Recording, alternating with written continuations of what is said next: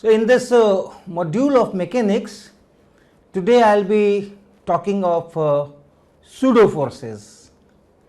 You know, Newton's laws are valid in inertial frames of reference. Inertial frame is one in which if you have no forces on a particle, it remains at rest or it moves with a constant velocity.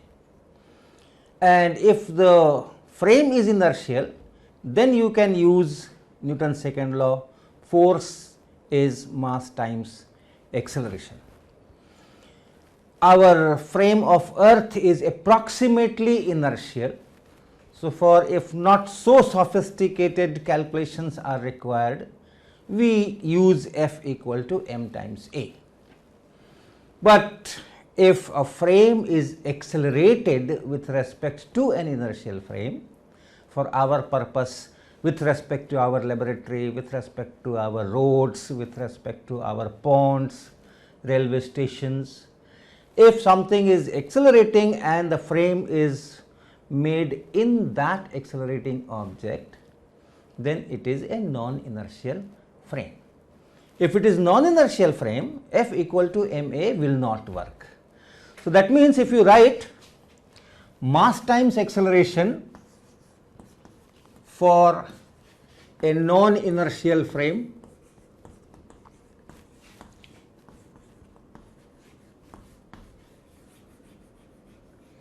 mass times acceleration is not equal to the total force applied on the particle, is not equal to this, and therefore, if it is not equal to this, you should have something else.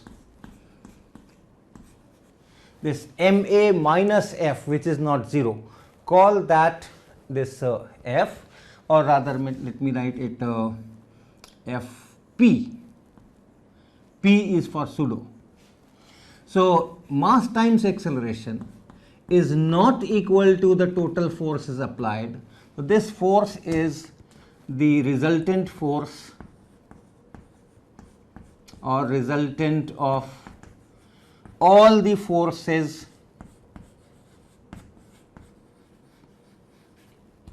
applied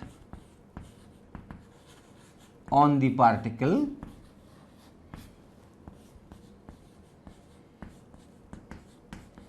and if this frame is non-inertial, resultant of all the forces applied on the particle is not same as mass times acceleration. So, ma minus f will not be 0, and that we are writing is fp.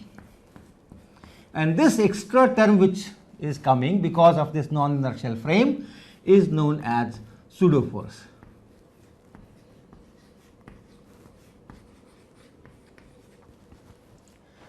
And if you use this pseudo force, if you know what this Fp is, and if you add this term to the resultant of all the forces applied on the particle, then it looks like mass times acceleration is this total force, and you can use all the techniques of inertial frames here.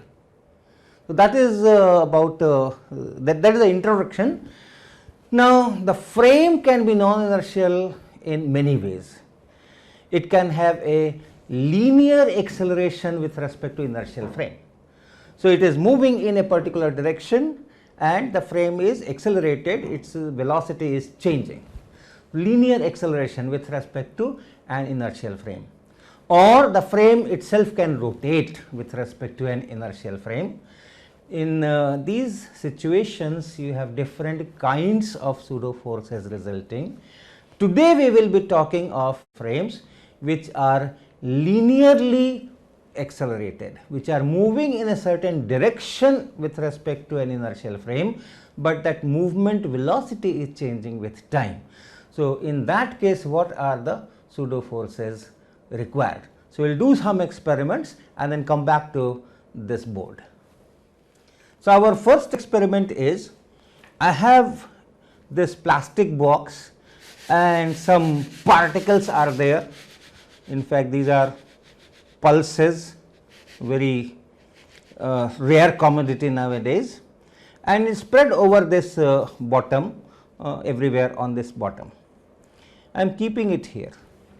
So, the box will be our frame, and these particles which are there inside at the bottom, focus on that. What I will be doing, I will accelerate the box in certain direction, and if I accelerate the box, then you see what happens. At present, this is inertial frame of reference. There are no resultant force, there is no resultant force on these particles. The weight is being balanced by the normal reaction force from the bottom, and all these particles are at rest. See what happens if this box is accelerated. So, with respect to box, with respect to this accelerated frame, what happens to these particles? Still the gravity is there and the normal force is there. Friction will also be there. At present it is 0, some friction will be there, but the pseudo forces will dominate. So, look at this.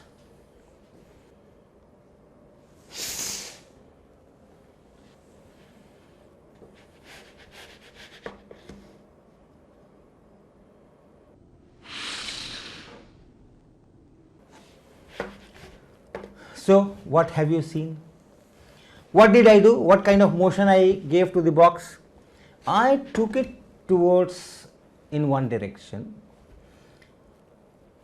That means I accelerated it in this direction, but then I also stopped it after some time. That means during this motion, first it was accelerated and then it was decelerated. In other words, in the first part the acceleration was in one direction, and then it is in the opposite direction. So, what happened to these particles in the first part? They all went opposite to the acceleration. With respect to me, the acceleration was towards left and the particles were going towards right. You can see it again.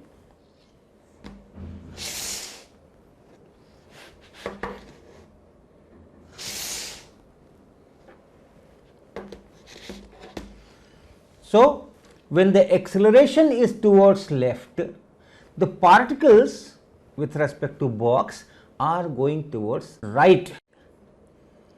That means the pseudo force is opposite to the acceleration of the frame. And what happened in the second part?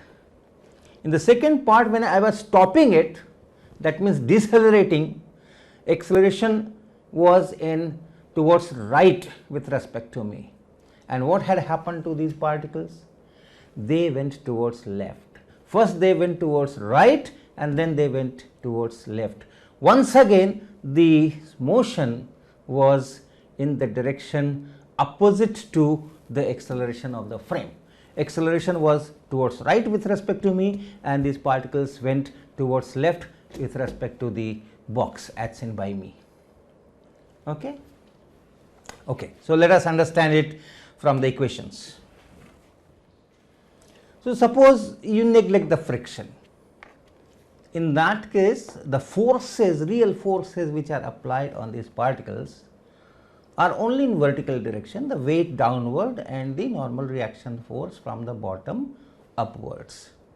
So, in horizontal direction, the resultant applied force is 0, and so with respect to my room, with respect to this table, these particles are at rest, should be at rest.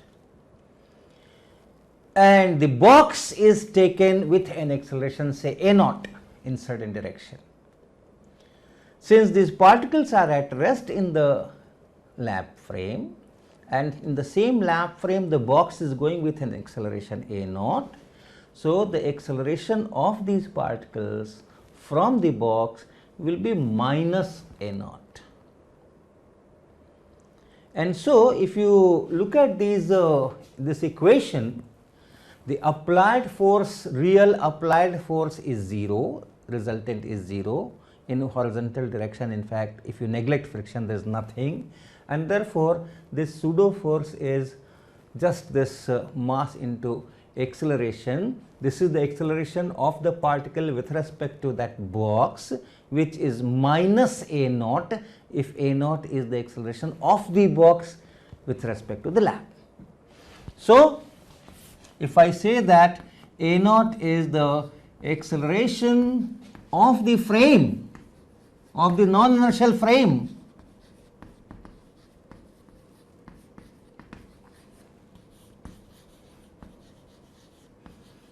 with respect to the lab or table or room, inertial frame, assumed inertial frame, if this is a naught, then this pseudo force will be, pseudo force on the particle will be minus m into a naught, because this acceleration of the particle from the box is minus a naught, and so the pseudo force will be minus m a naught. Look at the structure. This is mass of the particle,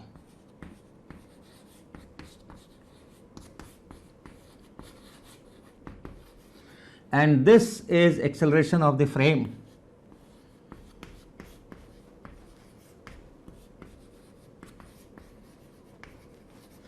So, this is an artificial kind of structure, mathematical quantity.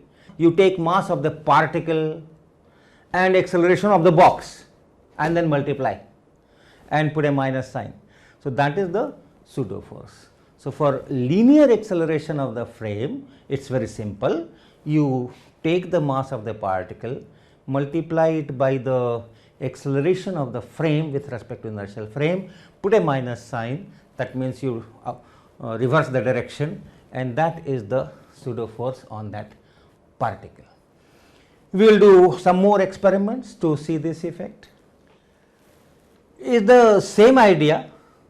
Here you have water in this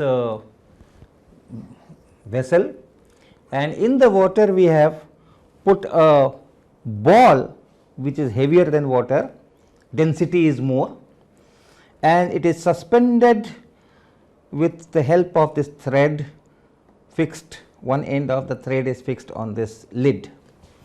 So, if you look at the ball right now, this ball is in equilibrium in the lab frame of reference. Box is also at rest in this lab. The total force on the ball is 0. What are the forces? Its weight, buoyancy by the liquid, and tension of this thread, and all these add to 0. So, now I will accelerate the box, and with respect to the box, you see what happens to this ball, which direction it moves. So, look at it.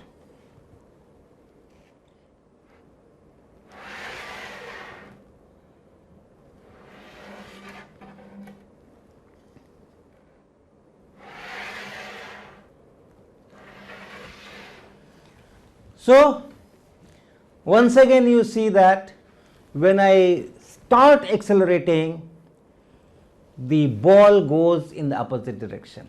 I accelerate the box in the towards left with respect to myself, and this ball goes towards right with respect to this box as seen by me. Same explanation. First, in fact, I accelerate, the direction of the acceleration of the box is towards left, and later on when the box stops, in that part the acceleration is opposite, and hence the pseudo force in the first part it is towards right as seen by me, and then towards left in the second part when the acceleration reverses. Okay, so now another version of this experiment. In this you have water in this vessel, and a tennis ball is, you can see a tennis ball, and it is fastened to the bottom through a string. So, since it wants to float and we have forcefully kept it there, string is tight, there is some tension in the string. Then on this ball you have buoyancy force upward and its weight. and buoyancy force is more, weight is less, and therefore tension is needed. Weight plus tension is equal to buoyancy force, and it is in equilibrium. Net force is 0 and there is no acceleration. This is inertial frame of reference. Now, as I did before, I will take this whole thing in one direction, accelerate it, and then pseudo force will act. Accordingly, the ball will get displaced. So, watch out, I am displacing it.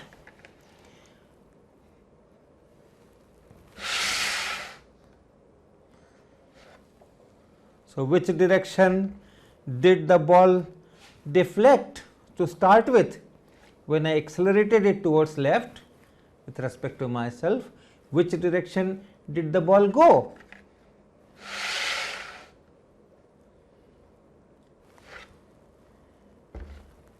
It goes in the direction of the acceleration of this frame.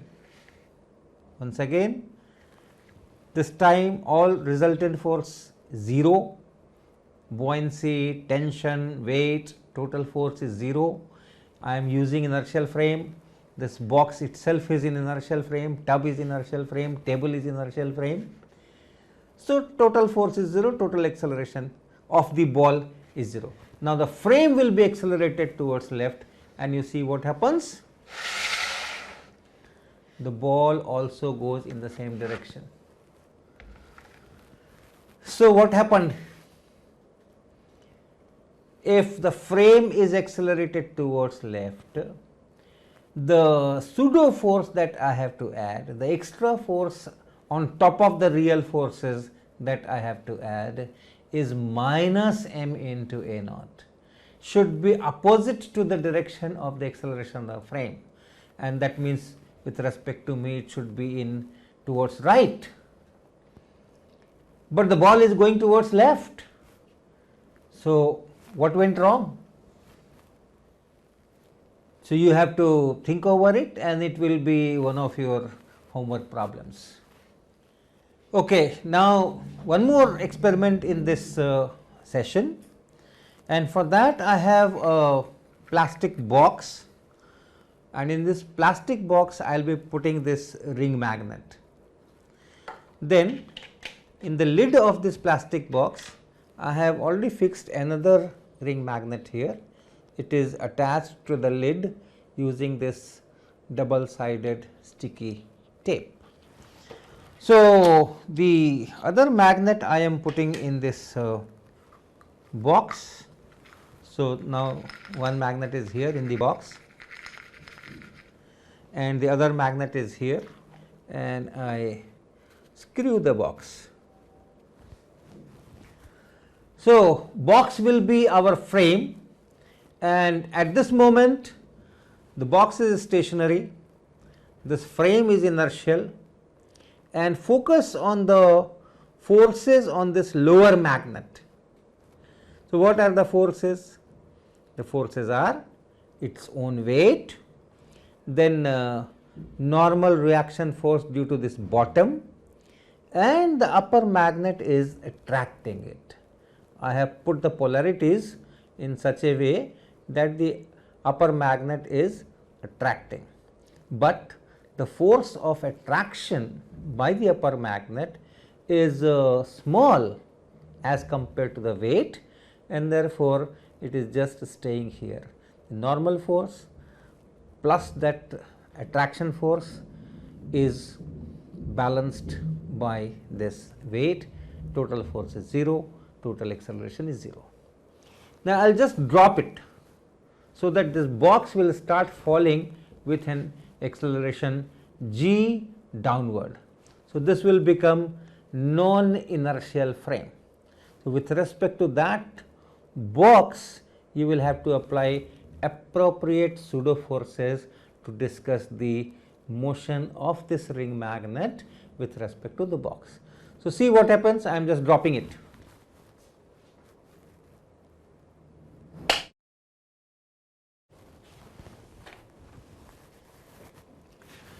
So, where has the magnet gone?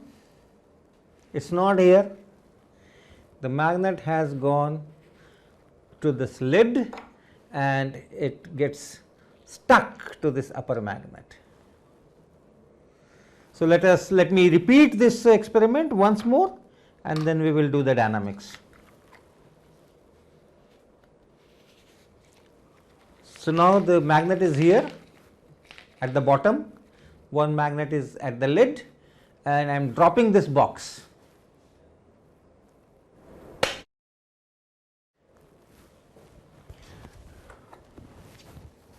So, what did you see?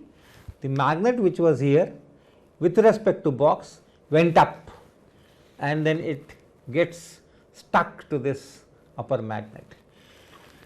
It is a fast process, you may not be able to see the magnet going up, but when the magnet goes up and strikes this other magnet, it makes a sound and that sound you cannot miss.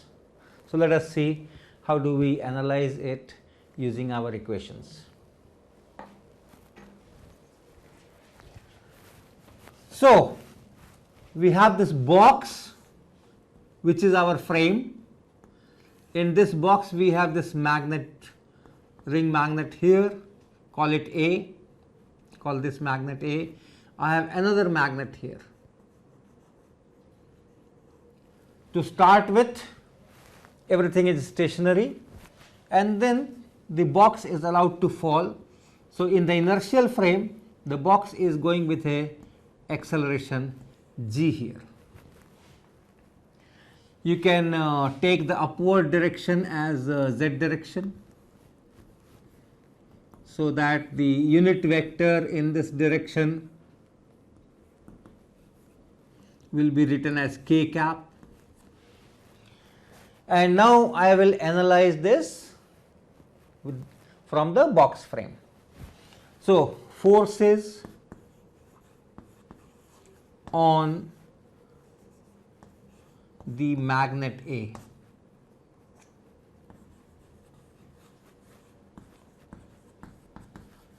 What are the forces?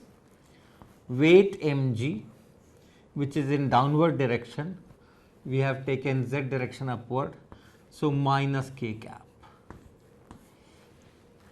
So, this is the weight, this is weight. Then I have normal reaction force from this bottom, that force will be in upward direction. So, you can write that as N and this is in upward direction.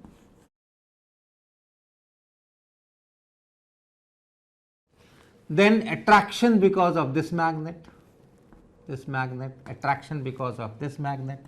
So, that is force, magnetic force, and that is also upward. So, k cap. These are the real forces. This one is weight, this one is normal force due to the bottom, and then this is the magnetic attraction force.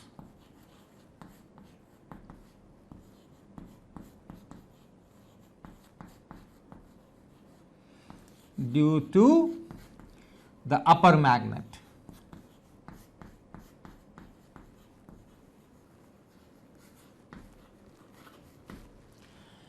And since we are using non-inertial frame, I must apply a pseudo force also. I must write a pseudo force also on this A, and that pseudo force will be mass of this magnet, the object, multiplied by acceleration of the frame with a minus sign.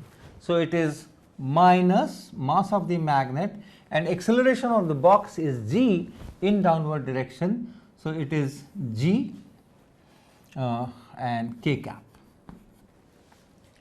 right. So, acceleration is in downward direction and this force, this pseudo force that I am writing is in upward direction. So, plus mgk. So, this is the pseudo force. that I will have to include because I am using this non-inertial frame. The frame is accelerated downward and therefore the pseudo force has to be up. Mass of the object into acceleration of the frame and in opposite direction. So, frame is accelerating down, the pseudo force is up. So, this is the total force on this, and that should become mass times acceleration. This acceleration is acceleration of this object with respect to our falling box frame. Now, you can see that the pseudo force in this case cancels with the weight, and then you have only these forces, normal force and magnetic force, and both are upward, and therefore this magnet should go up, it should accelerate in upward direction, and as it goes slightly up, this contact here is broken and then this n also becomes 0. So, it moves only under this magnetic attraction, and that is in upward direction. So, in the box frame it has to go up, and it goes up and strikes this upper magnet. So, this is how pseudo forces are included. And if your frame is falling freely or it has an acceleration g, as you see here, all effects of gravity gets cancelled with the pseudo force. So, the pseudo force and this weight, they all cancel each other. So, you forget pseudo force and you forget gravity, and you can write your equations and it works. So, this is also known as weightlessness. The weight, the effect of gravity is taken care of by this pseudo force, and therefore you can conveniently, comfortably forget gravity, think it as weightless, and also do not use any pseudo force, and still you analyze and get the motion correctly in this freely falling frame.